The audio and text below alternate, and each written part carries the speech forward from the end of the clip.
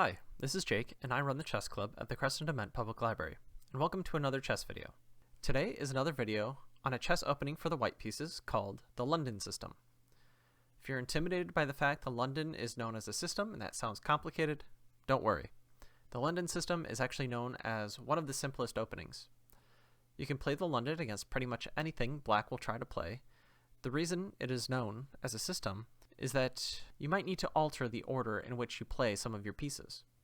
This is in contrast to having to play whole new moves and other openings that can lead to drastically different positions on the board. For this reason, I actually highly recommend beginners learn the London system, as it's a great first opening to learn.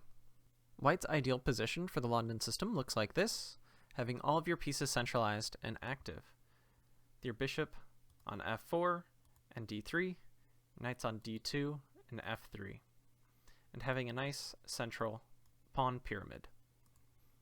But how does London get to this position? First, the London is a d4 opening, which black will likely respond with d5. But as mentioned before, you can play the London against pretty much anything.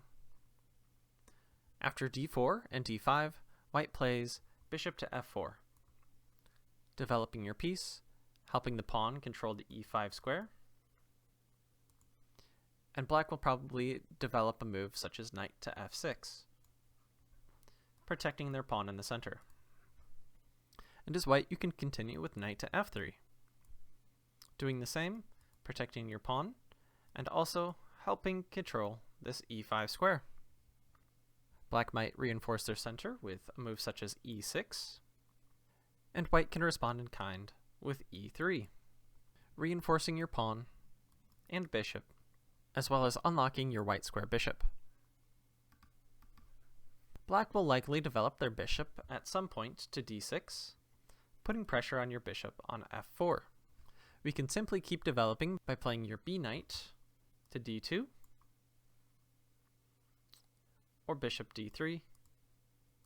Let's play bishop to d3 first, as this allows us to castle soon. You can safely ignore this pressure on your bishop, because if black takes, you can simply retake with your pawn, and while this pawn doesn't have anything protecting it currently, black will have a hard time dislodging your knight after e5 on this super active square. So let's say that black does not capture your bishop and instead plays knight to c6. Now knight to c6 is actually one of the bigger threats against the London, as black wants to play their knight to b4, attacking our bishop on d3.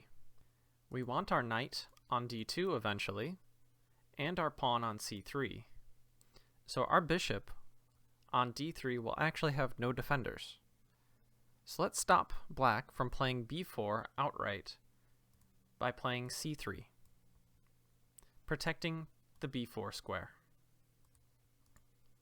Let's say in this position black castles, and you can now play your knight b to d2 move and complete your setup. You can castle soon.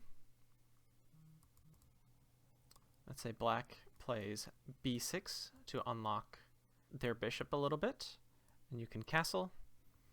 And now you can try to launch attacks such as knight to g5 and put pressure on the king, or you can push pawns and attack black's center. You can see just how many pieces are helping these pawns begin to push, with even more coming with either rook to c1 or rook to e1. And you can even add your queen to help as well. One of the few threats that black has against the London is if they are able to reposition and support an e5 push. e5 in itself isn't that scary, but after e5, they can play e4, which forks two of your pieces. I myself have actually lost plenty of games to this, so keep an eye out for this idea from black. It's easy enough to avoid if you see it coming, but if you don't notice it happening, it can catch you by surprise. The London system is a solid opening that is hard for black to attack, and with great piece cooperation to help push pawns or even launch attacks on black's king, and its ideal setup. But unfortunately, that is all the time we have for today.